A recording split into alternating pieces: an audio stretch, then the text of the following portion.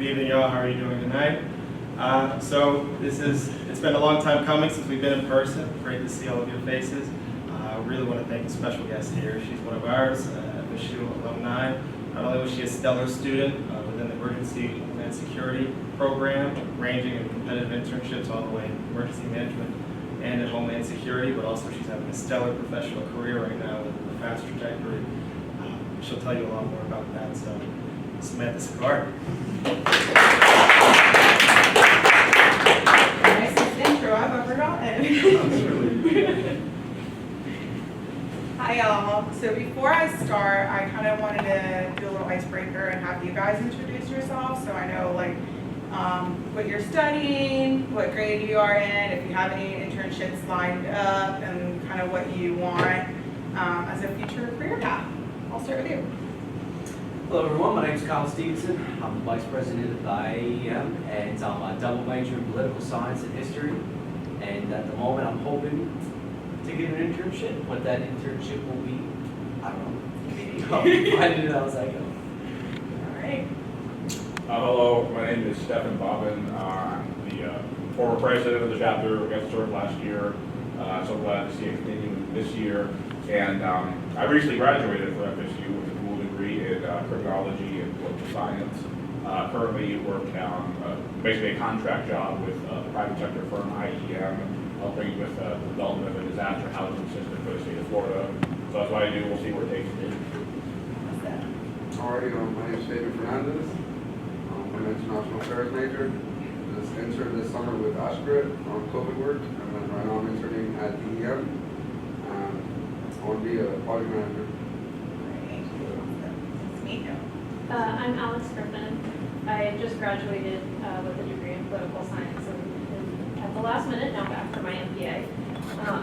I currently am working for Haggerty Consulting. I left school and did that full time over the summer, and then was talking to FSU professors and decided to come back the day before the applications closed. So you're back in. Yeah, so I'm still working for Haggerty. I'm with what is now turning into their municipality sector of recovery. So I've been helping a few different municipalities in Florida and Alabama with Michael, Sally, and COVID. Great stuff. My name is Peyton Russo. I'm secretary for IAEM. I'm a geography major and I'll graduate in the spring. And I'm really interested in transportation planning, specifically like evacuation routes, stuff like that. That's why I'm in IAEM. Hi, my name is D.E.O Thomas. I'm a MPA student. I'm the second year, and right now I work for the private security for the stadium and for the football games. Sam, last but not least. Hi, Samuel Gelbert. I'm involved in IAEM and then also NABE, National Association of Business Economists. Right now, I'm going down a path of political science with a specialization in public administration.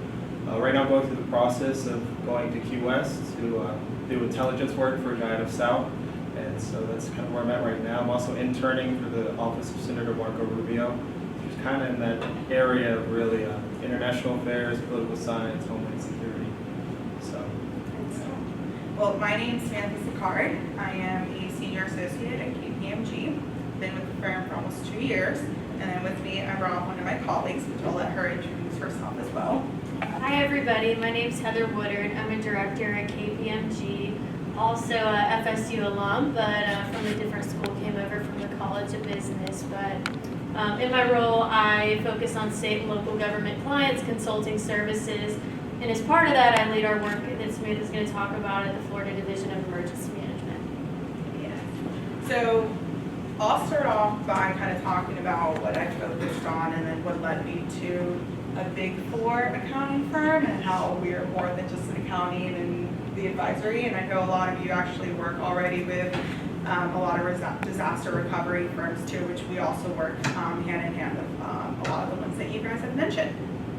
So I graduated from FSU with a bachelor's degree in criminology and international affairs in 2015. during undergrad, I started taking, with the international affairs, I kind of focused on like the public administration route. So I did start taking a lot of the terrorism class, the homeland security, emergency management, all the disaster recovery and mitigation, all those classes. I graduated in 2015, took a year off, went abroad, and then came back and did my master's in public administration. So I started in 2016. Then I think that's when I really started getting involved in the public administration and the emergency management, all that stuff. So I did do the classes for the emergency management and homeland security certificate, and then I also received a certificate in intelligence studies, which I'm happy I came back because when I graduated and I was in undergrad, we didn't have intelligence studies, and it was my very last semester that Ogilvy came in and kind of started that for the following year. So it worked out great. I think what really got me into all my internships in like my career was the Pathways course. So if you guys haven't taken it, shameless plug, again, also gonna appreciate this, and Bobby's gonna appreciate it too. That really was what opened up the doors for kind of my face-to-face interactions with all these emergency managers and kind of getting into the field of all the internships. So I did take that, I think, my first semester in grad school, and then shortly after, everyone was kind of applying to either an internship with D.E.M or, you know, like all the federal internships. I decided to go the local route, so I did the Leon County Emergency Management Apprenticeship. I don't know if they still do it now, but it is, they do. It is basically you work under Kevin Peters at Leon County Emergency Management for like half of the semester, and then the other half you get to do the Consolidated Dispatch Agency. So I did that in 2017 actually, fall of 2017, which just so happens that was when Hurricane Irma hit. So I was actually at the EOC, the Leon County Emergency Operations Center, during activation, which was really cool to get to see how the local government kind of deals with a disaster.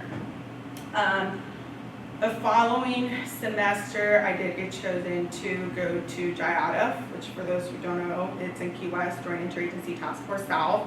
I think back then we only had one position, whereas Southcom had two. So again, it was really cool. I got to work with the J5-1, which is your policy and planning. And basically there, my job was to look at these, what they call CMAs. And it was all these like intelligence tips that we get from the partners, from DEA, the NSA, FBI, all your 3-letter agencies were basically there, and then all the 5 branches are also there too. So it was really cool. I was on site every day. It's at the Truman Annex, so every day I did get to go to the Navy station. It was really awesome. So after that, I think I was wrapping up my master's degree and I only had 1 semester. I was offered an opportunity to stay, but I don't think Key West was for me. So I did come back, finish my master's, and right before I graduated, I got this email. I was literally in the library finishing up my action report. I get this blast email from one of the newsletters I was signed up through FSU, and it was another auditing firm, and they were kind of requesting resumes and just putting the word out there that they had a position available to do some work at Florida Division of Emergency Management. So I was like, why not? Let's apply and see where we land. I think I had like 2 or 3 weeks before graduation, so I was like down to the nitty-gritty of like finishing my action report. So I get a call back. Long story short, got the job, and then I was at D.E.M for a year on site. A few months into that, I get a message from Heather and one of our other colleagues, and they were like, hey, we heard you were doing a great job. Do you want to discuss a career with KPMG? And I'll talk a little bit about the work that we're actually doing there. So I took the leap of faith, and I was like, KPMG, huge firm, but they also have a Tallahassee presence, which is what I really wanted. I knew I wanted to stay in Tallahassee for a bit longer, and it seemed like an awesome group, and I was already kind of working hand in hand with one of my other colleagues who was on site So I said yes, and then almost 2 years later, here I am. My work anniversary is in October, so here I am now as senior associate with them. So a little background, I will tell you about the work I do at D.E.M, and then I also support the D.E.O, Department of Economic Opportunity. Those are my two main clients. Some of you know what consulting is, but I will kind of give you an explanation. Long story short, we're problem solvers. I work in forensics, and then the specific sector that I focus on is state and local government. So along with Heather, and we have a group about maybe supporting 4 to 10 people, 15 people max. We really focus on, not so much Florida, but that's my main focus right now. We do have contracts outside of the state too, which I will kick it over to Heather in a little bit to tell you about the cool stuff that we're doing in Illinois too. So we really focus on local government and then state agencies as well. And it works out perfect because in Tallahassee, we're in the capital, so we have all the movers and shakers here. We were contracted in 2018 by the Florida Division of Emergency Management in the recovery sector specifically to do comprehensive grant management. What that means is we have what we call these project worksheets that are developed after a hurricane hits. There's a presidential declaration, basically FEMA, dollar signs. They say, hey, from your damage assessment, how much money, for each category, debris removal or permanent work, emergency work and permanent work. And FEMA comes in, writes the checkbook, gives it to the state. The state handles the funds, and you guys know disasters are kind of handled at the local level and administered at the state level, and then FEMA's kind of the checkbook is what they say. So FEMA comes in, gives all these funds to the state, and then the state disperses it. So the reason why we got here was because a lot of the times what the state was doing was kind of doing sampling of these project worksheets and these validations. So if I'm a local government and I'm telling you I spend $1 million on debris removal, I have to show you $1 million of invoices, proof of payments, and make sure that I procure the work correctly. Otherwise, FEMA comes in and then they take the funds back. The thing is, FEMA doesn't take the funds back from this local government, they take it from the state. So the state was out of all these funds for, hurricanes that happened 10, 20 years ago, and they were having to recoup all the funds. That kind of puts the local governments in a pickle, especially now, because the people who work there now and your citizens who live there now are kind of paying the price for stuff that was mishandled back in the day. So they brought in all these accounting firms about 3 years ago, specifically for Hurricane Irma, and then Faith through Nate, and then a year later we did acquire Hurricane Michael. So those are the 3 contracts that we had at that point, which that's what I was brought in to kind of assist with. So my job was really to be on site, handle with the payments, the contracts, and then talk to the subrecipients. So that is kind of where we're at with D.E.M. now. They do have also, you guys, a few of you I think said work there or did internship there. They were activated for over 400 days for COVID. So you guys know that they're long shifts. So right now we are helping with 2 other engagements of cultural assessment and then due diligence for the surf side disaster that happened 2 months ago, I think. So for, I think, first year and a half, that's kind of what I was focusing on. And then in the last 8 months, I have been splitting my time between D.E.M. and D.E.O. D.E.O. has the Office of Long-Term Resiliency, and I work specifically with the CGDR program, the Community Development Block Grant.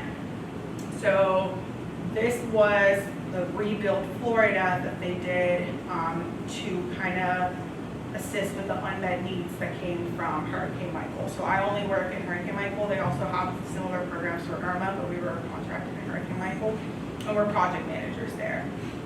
Me specifically, I work on the General Infrastructure Repair Program, which is really cool. You learn a lot. There's a huge state action plan that they have provided, I think, a year ago. So we do work with HUD on the federal side, whereas with public assistance, we work with FEMA. So you see that we're actually working kind of both with federal, and then we do work with the sub-recipients at the local level. I just gave you guys a lot of information now, so I'm going to pause there and see if you have any questions before we can move on to other.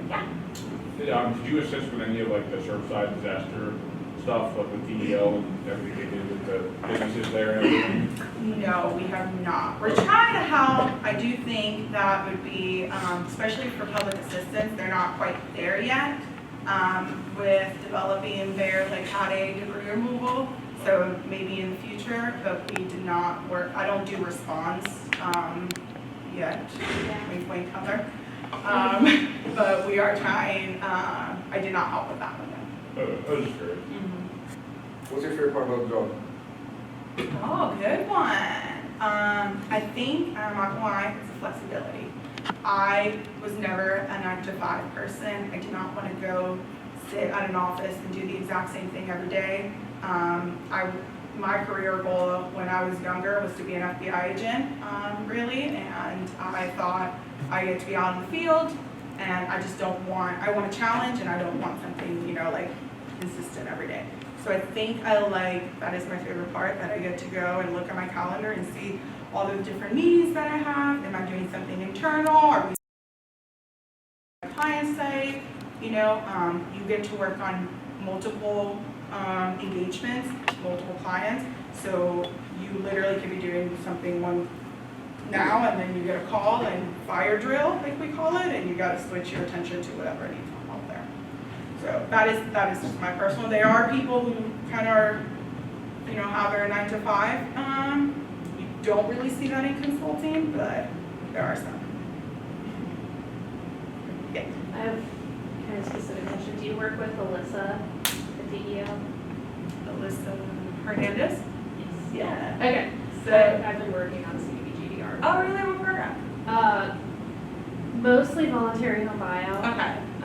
So working more closely with Ashley, Mhm. but Alyssa and Ashley Hey, were where? just with my client for a site visit not too long ago.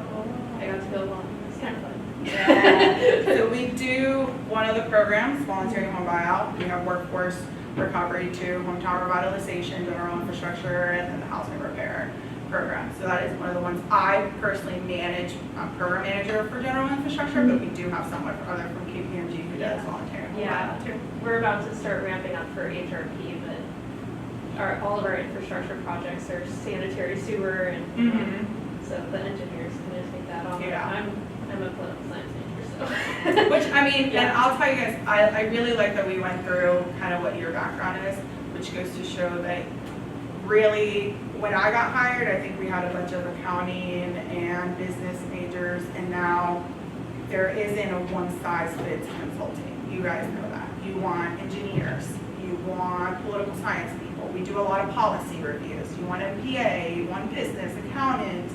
I don't know what else we have, but like there's a plethora. Actuaries, we have actuaries. We do have actuaries. So there is a niche.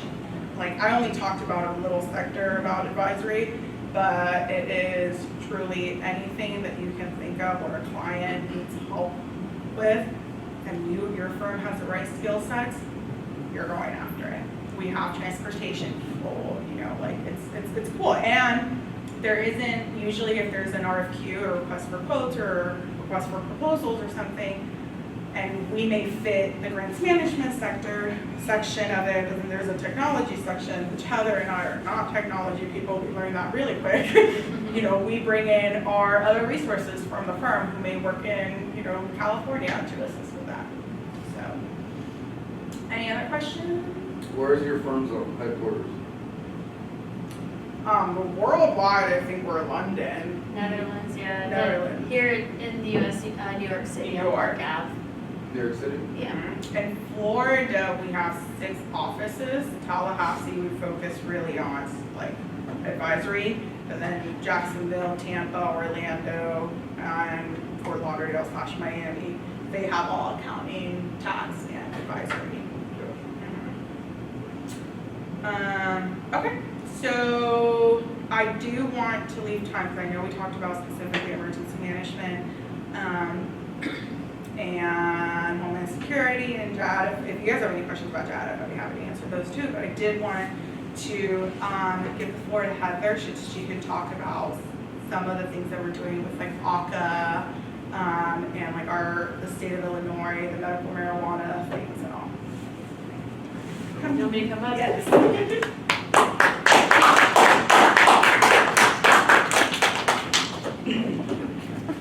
Right, so just as a little bit of background, I mentioned I'm a director at KPMG. I've been with the firm now I change the number anytime I have to present on it. I think now it's somewhere around 9 years. You're up to 9. Yeah, came from FSU. My background's actually accounting, crazy enough. But yeah, so right now I've been with the firm, like I said, for about 8 years, and I focus on federal, state, and local government clients. In my role, I get to lead our disaster recovery engagement. So Samantha talked a lot about our grants management, and I sit on top of about a team of 200. So there's quite a bit going on, and I get a lot of different interactions. But just to give you some ideas of examples of other projects we do, I'll start with one that's pretty recent, but is usually the most interesting. Folks will come up to me a lot and say, what is the #1 skill set you look for in a candidate? Is it technical skills? Is it Excel skills? Is it a certain degree?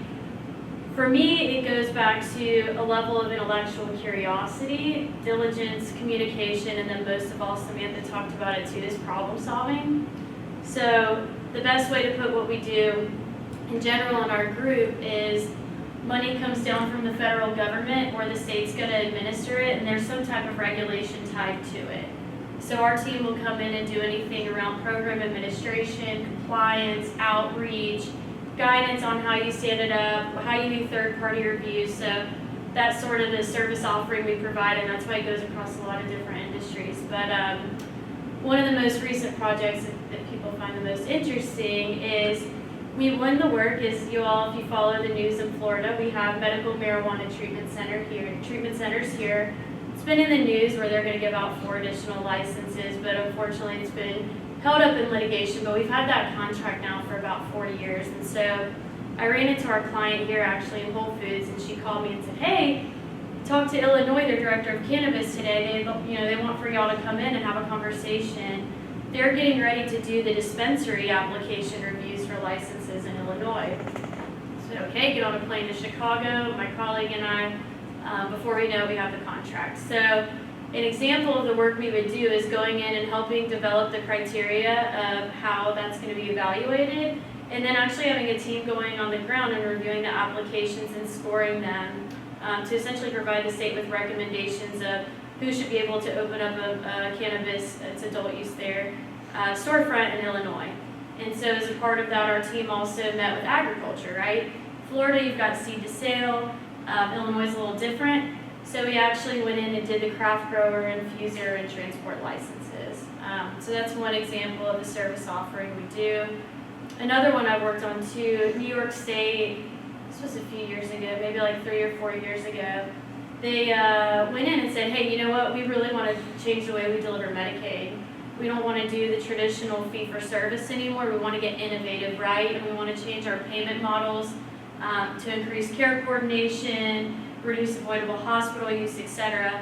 So our firm actually had a very large contract I supported up there to administer that funding and give them policy support to say, how do you really change a Medicaid system? How do you give out incentive money to get the right people to the table to really make change to impact the community? And part of that was creating programs and helping the state, guiding them to create programs that would pass the CMS sniff test. So that was a really exciting one too. And then recently, I do a little bit of everything. Recently, I was actually at D.E.O today to give you an example.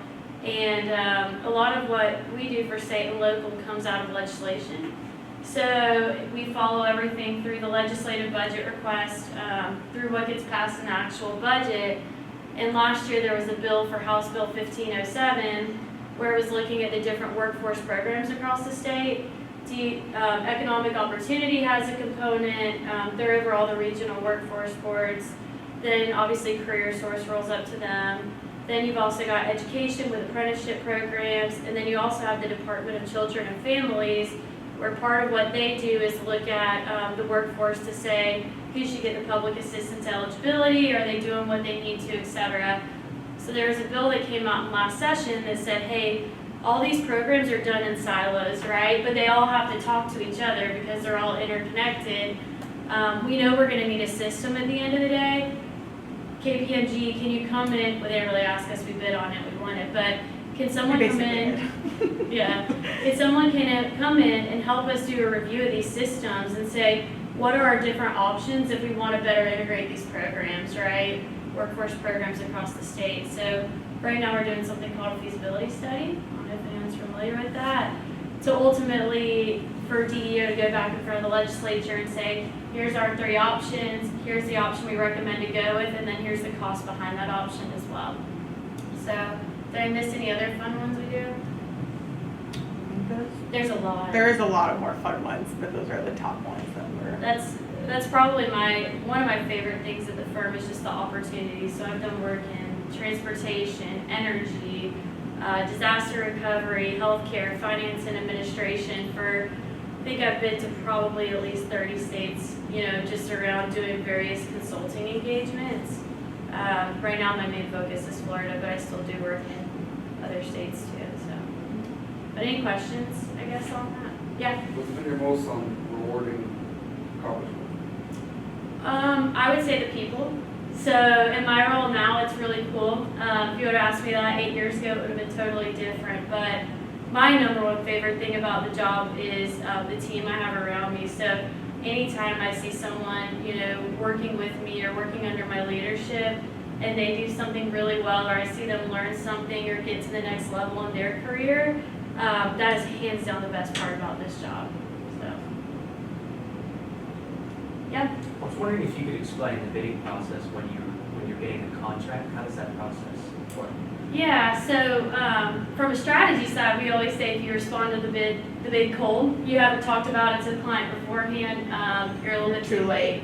But with government, we have to have a competitive bidding process most of the time. With disasters, there's a few nuances to that as well, right, to protect the health, life and safety. But for this specifically, the state will put out some type of procurement, whether it's invitation to bid, request for quote, request for proposal. They all mean very different things, and I will tell you over a cocktail one day. But so they'll put it out. Our team will take that in. We'll review the requirements, and KPMG specifically, and all the other firms too, like Haggerty. Everyone's got a large team with a lot of qualifications. So we'll sit down and develop an approach. What does your team structure look like? What's the pricing going to look like of the work? What are some of the assumptions around it, etc. Then we will submit the bid to the client. The client will evaluate them. Usually they have some kind of scoring criteria because you'll have multiple firms come in and submit proposals.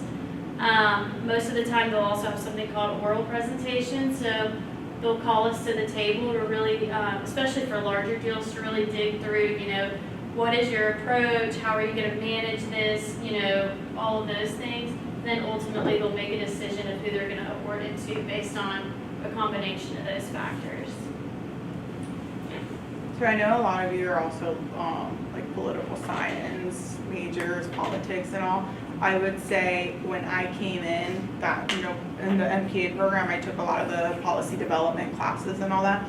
It was cool seeing how everything tied together. So Heather mentioned that we have been following a House bill from the start. So in the very beginning, we're looking at what all these representatives and senators want to put out, and then we start, wheels start turning, and we're like, what can we do? How can we support this? Do we have a foot? Do we have someone in our firm that is able to do this? So we're looking at the LBRs, the legislative budget request for DEM right now. How can we, based on what they need the money for this, this upcoming fiscal year, what can KPMG do to assist the client there? So it is a lot of also like reviewing policies, and then when I'm working at DEO or at DEM, I have to review a lot of procurement, and it's a lot of reading, but it's also like fun because it's just like there comes a time, I promise you guys, it will just click, and you're like, wow, this happens here, and then it leads to this, and it works here. And having, again, like the flexibility of not working just in like one specific sector. Like you could literally like, I can go up to Heather, or, you know, I have another colleague who, he's my PML, like my coach, my mentor, and I can say, hey, I really want to work in, you know, a project here for this agency. Or I have my clearance that I got from JIATF, I want to apply that and work in the federal sector, because we do have federal. And they will fully support me, and I know you see that because we have the team. We have a really strong team where if I want to step into another role, or, you know, support another agency, the good thing is that they're like, yes, go ahead and do it. So with all that being said, you know, I know when we think of emergency management, which actually we all know different because, you know, all our professors taught us, but people think of emergency management, they think of just like literally emergency managers, like responding, being at the DOC, and I work the recovery sector. So when I took, I think it was like intro to disasters or something, to me it was like, wow, this is a lot. And you think of like all the different phases from, you know, mitigation to response, recovery, preparedness, and all that. Even in just the recovery sector, there's so much to learn. And again, I'm no expert. I don't think any of us are expert, because you're always learning. There's always a new policy. FEMA changes something, the federal government changes something, so there's always something new. There's a new program that you have to start learning, and start to assist your applicants, your clients on how to apply that, how to implement it. So it's always like a work in progress, but you're always going to have to do something different. And it's all same thing in the public sector too. It's just in the private sector, you get to see, you don't have to like focus on one specific kind of region. Like you can like, you see the big picture, and you don't have to do just, you know, disaster recovery. You can assist a whole agency if you want. Any other questions? Yeah. What did you do in transportation? Transportation, I actually got sourced to a project once where I did a lot of costing at one point.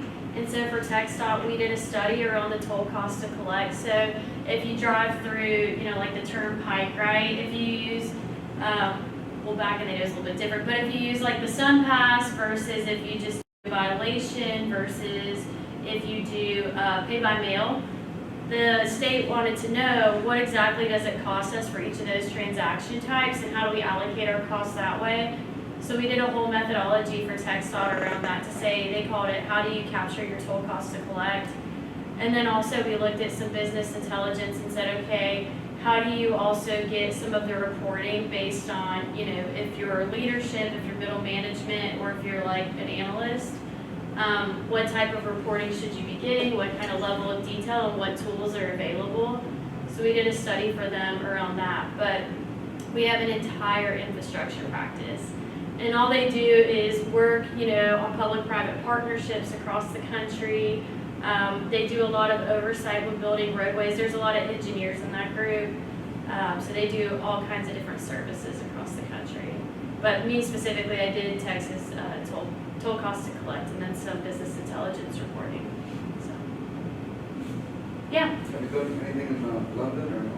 No, I'm all, since I'm state and local, I don't get to go anywhere fun. Okay. So yeah, I've been fortunate to stay off of the bench my entire career, but sometimes, like, because KPMG is so big, if you are on the bench, you know, you'll get sourced to something international, which is kind of cool, but I'm busy and I'm state and local, so I don't get to go. I've been to a lot of fun places in the U.S., but not outside, so yeah.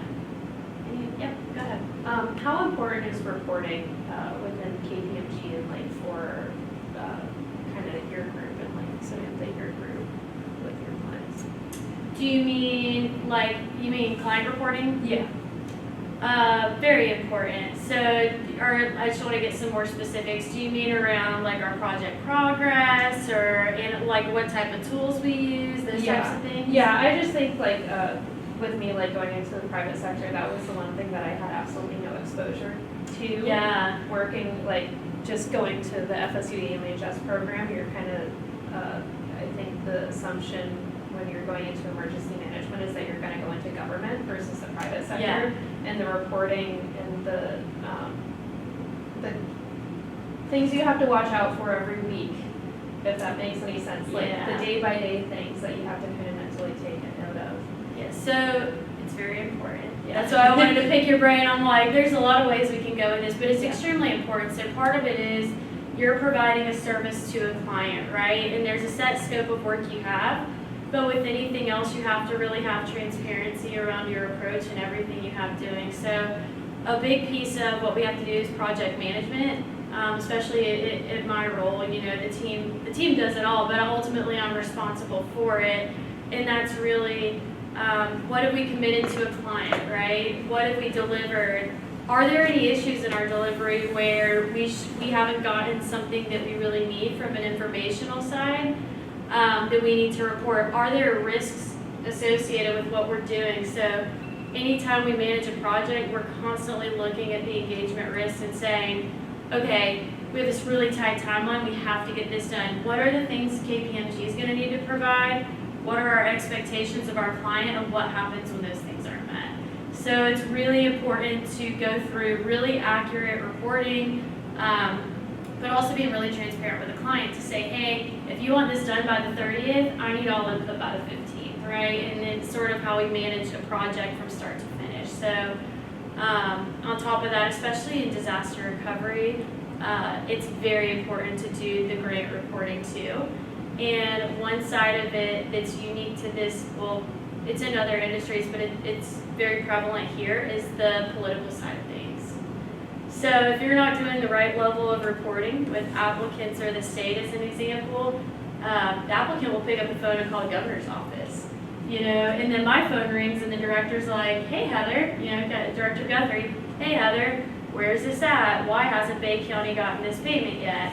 And I have to be able to clearly articulate to him, well, we're still waiting on these 3 things. Here's where we've communicated it, we've documented it, we've spoke with their leadership team, etc. So it is at the utmost importance, especially in disaster recovery, because you have to be on your toes as well to respond to inquiries from the governor's office, as well as the division or whoever your client's going to be. So, anything else? They're all great questions, by the way. Do you guys have any questions specific to JIATF or any of the, I know a few of you have graduated. This is you. You want to come back up? It's kind of comfortable down here.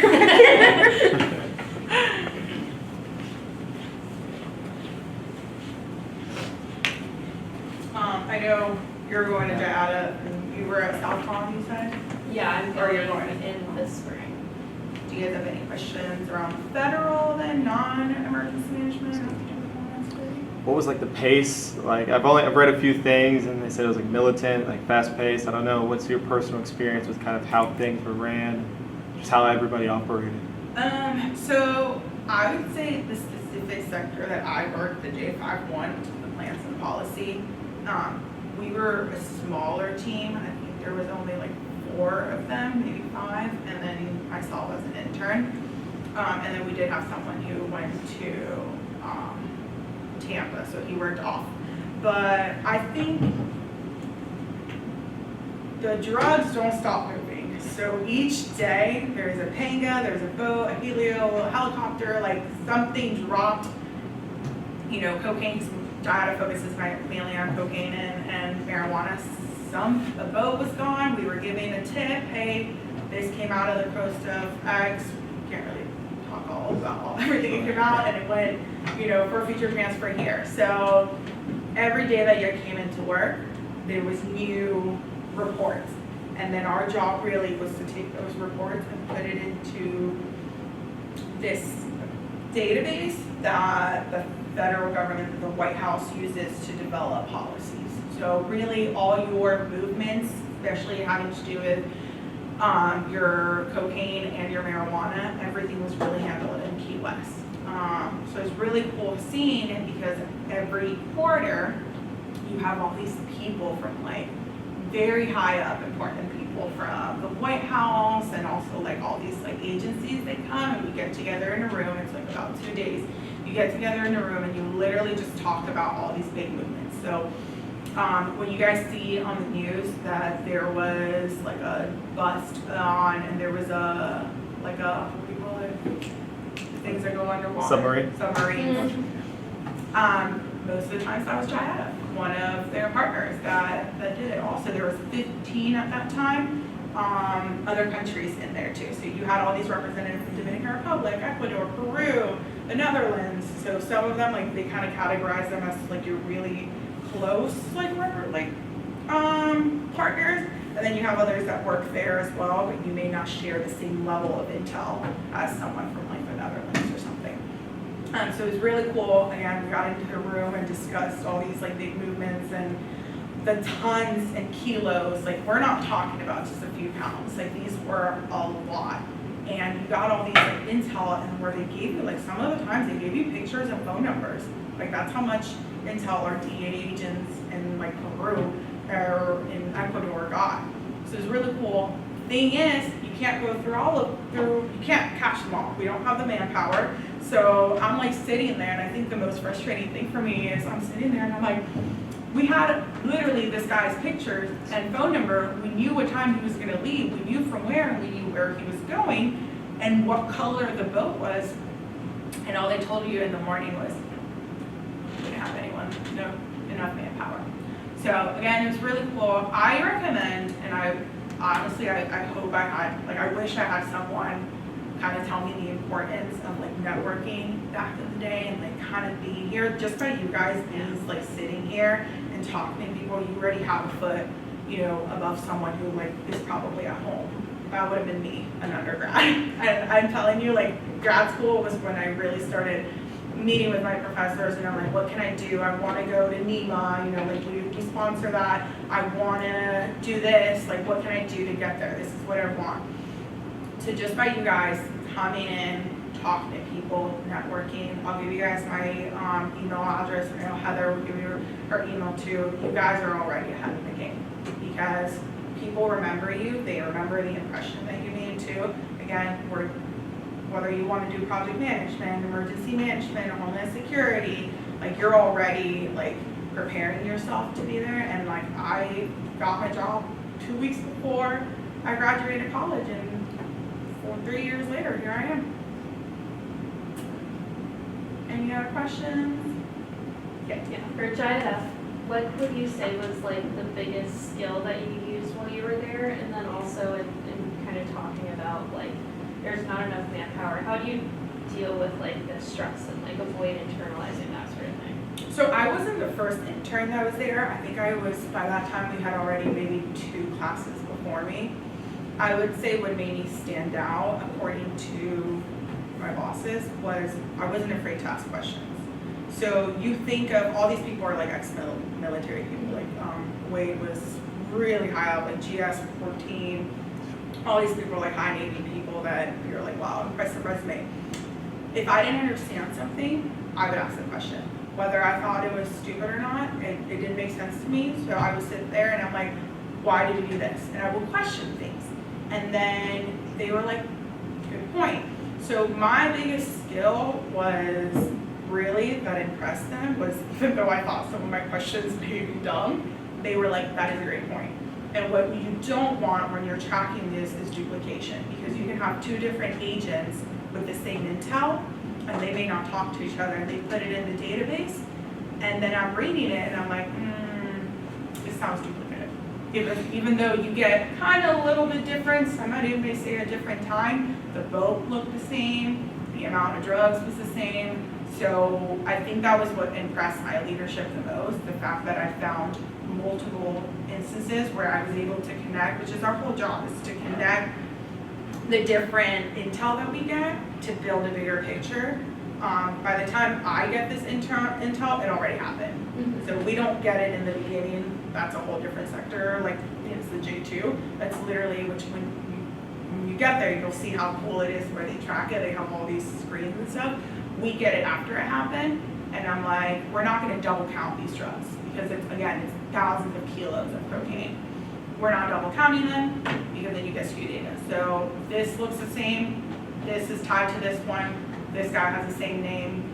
It might be very common, but it looks the same. So I was able to tie some of those, and again, our leadership really appreciated that and said that's, most people just enter it. That's the intel we get. I'm going to enter it in the database. But the fact that I was able to kind of go a step further and say, let me analyze this, and I'm like, I just remember that I read 3, intels before that looked the same. And I forgot what your other question was. How do you manage stress and avoid internalizing, not taking personal responsibility, but when something doesn't go the way that you want it to, say you had all the intel and then the interdiction didn't happen. So specifically with JIATF, I think it was the fact that I always knew I was one piece of the puzzle. The fact that though I didn't think I was small by any means, I was an intern. Yeah. I was a temporary employee in this agency that had 15 other countries, that had other federal agencies and their personnel in other countries stationed, and agencies that have 5 branches of the military. And there were so many people there. I understood that we don't have the manpower, we don't have the money, we don't have the resources to control all these drugs. We go with what we know we can catch, but we're really solid. I don't make the decision. I knew that it was way above my pay grade, my GG5, but I understood that. And again, this is a whole sector. It's really cool. It's a whole sector that unless you're there, I would have never understood it. I just saw in the news how cool it was that they turned this cocaine into liquid and put it down in the submarine, or you see how they got on top of the submarine, and sometimes the funny thing is you get these intel, but depending on who tells the intel to the Coast Guard, we are not able to make it actionable. If it comes from one of our partners, that you kind of have to see it. So you literally, they have to find it. We can just tell them, hey, there's drugs on there, hop on. But they have to find it. They have to discover it themselves, or else it's not admissible. And there was times where they spent hours and hours and hours in searching. We knew where it was back at JIATF, but the people on the ground didn't. So I would say that one was a little frustrating, because you can hear during the debrief, everyone's it was there. And they're talking to our partners in Puerto Rico, and down on again, when they meet in the mornings, there's a whole bunch of people in different sectors in there, and they're telling them it was there. We talked for 4 hours and they searched and they couldn't find it. So these criminals are getting really smart. They're not getting caught. Then what do you have to do? You kind of gotta let them go. So yes. How do you personally get that internship? So again, I went and talked to Dougleby. I went and talked to McDaniels, talked to Bobby. Abby Kinch was here. I made it known, and Audrey, I made it known what I was interested in. I said, this is what I want. I wanted to go into the FBI, and he's like, there is an internship. I don't think I'm a quiet person, but during undergrad, I definitely wasn't the one speaking in class, because as most of you know, in public administration, you have the master's students and undergrad together. So I definitely wasn't the one who was speaking up and answering. But when I got to grad school, I'm like, I need to be known, this is how I'm gonna get an opportunity. So I did meet with them. I went to events. I didn't join this club, but I did go. I should have. But I did again try to meet with them face to face and tell them what I wanted. I don't know if it's still the same here, but you don't get to apply. They ask certain people to apply. That's how they run it. So I think they picked a group of 4 out of 5, and then we did an interview. So I met with Derek, Audrey, McDaniels, and I forgot who else. And we did an interview, and there was again 4 other people who I knew who they were, because again, just like me, they were the ones speaking in class and had a lot of internships before me too, and very strong people. And I kind of just sat there and talked to them of what I wanted and what I wanted to accomplish and how I could what I could learn from JIATF, and then also my skill sets and what I think I could bring to their team, and I ended up getting it. Yeah, it was really cool. But again, that one was one of the cool internships, but I really had a great time at the Leon County Emergency Management, and I think that one is kind of more what I'm doing now, so seeing the local side of it. You don't have to do just one internship. Like if you guys are still in school, every semester intern. Try to get as many as, and if you don't get the first time, apply again. JIATF and Southcom are really competitive, but they're also really good internships too. And you can do undergrad or grad school, and they're both equally cool. How long were you in US? I was there from January 2018 to May 2018, and I was asked to stay until the new intern came, and then I was asked to apply because one of my colleagues was moving up.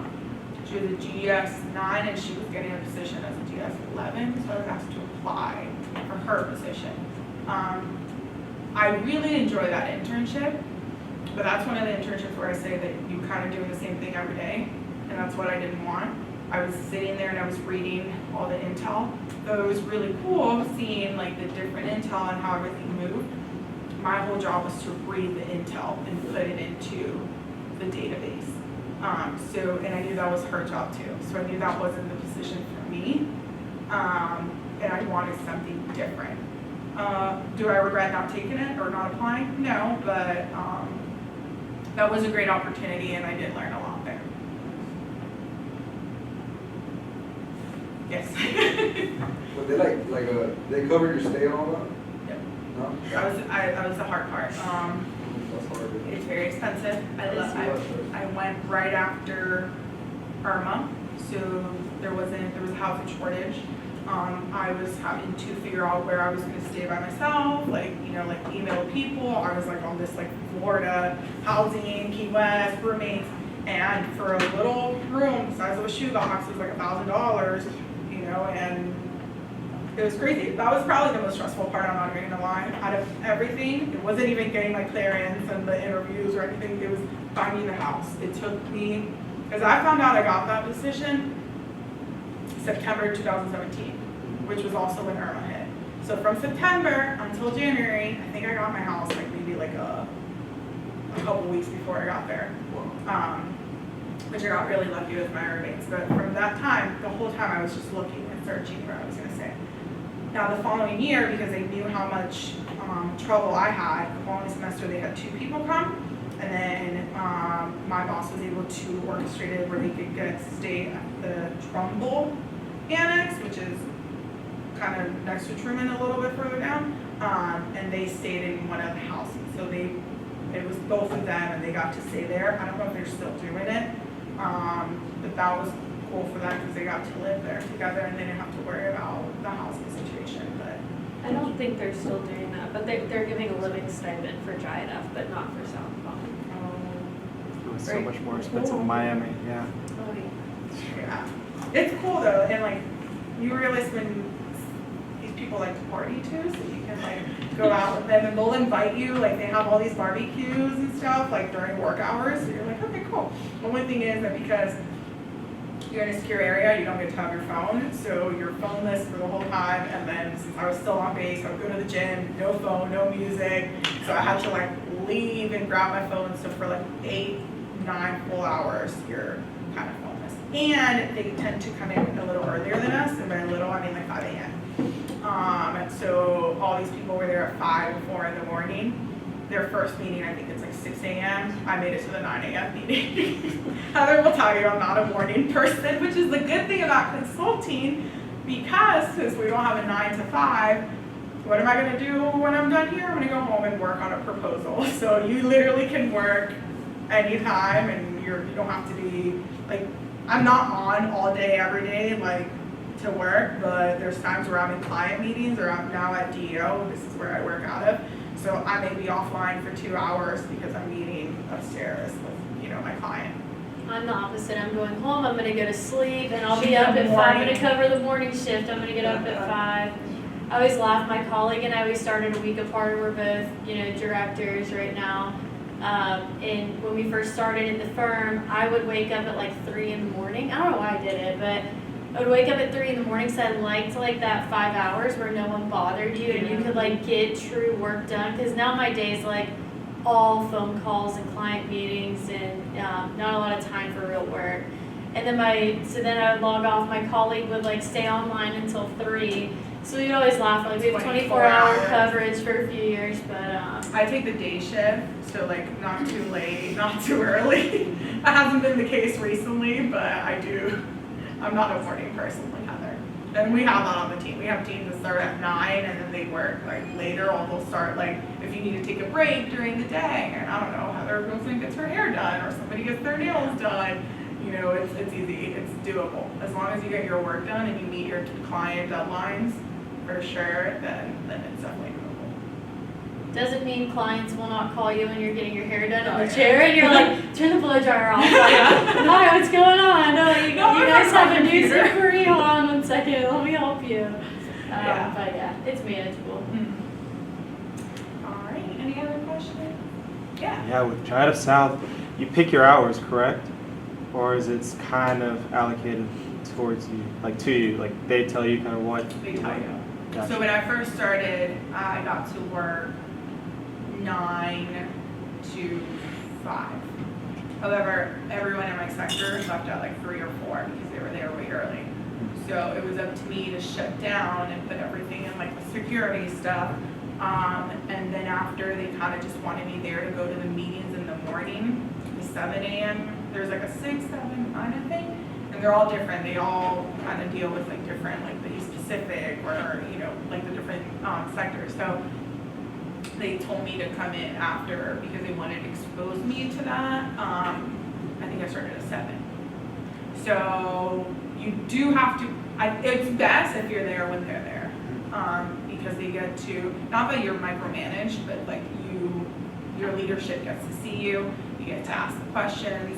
The colleague that I was really close with, Stephanie, she's no longer there now. She's the one who was moving up.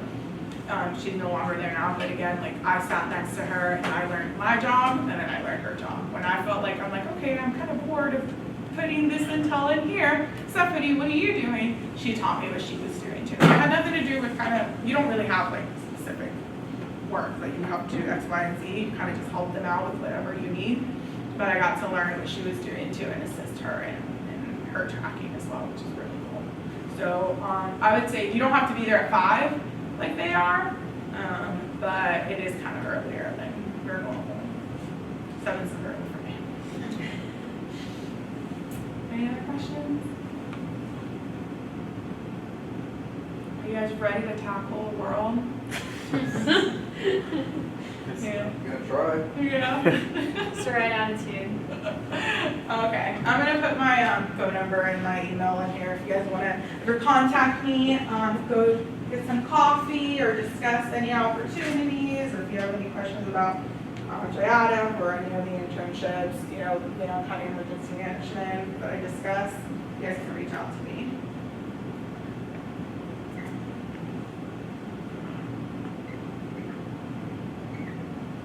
And this is my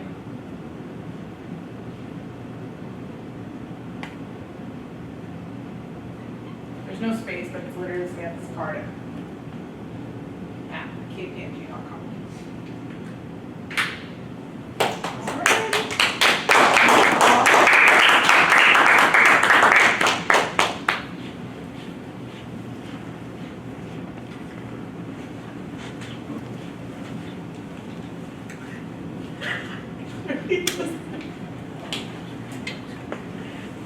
All right, hello everyone. I just wanted to take a minute to personally thank Samantha and Heather for coming out and speaking to us today. I'll be sure to put her email and her phone number in the group me. If you're interested in joining, I'll be sure to get the link to you guys for that.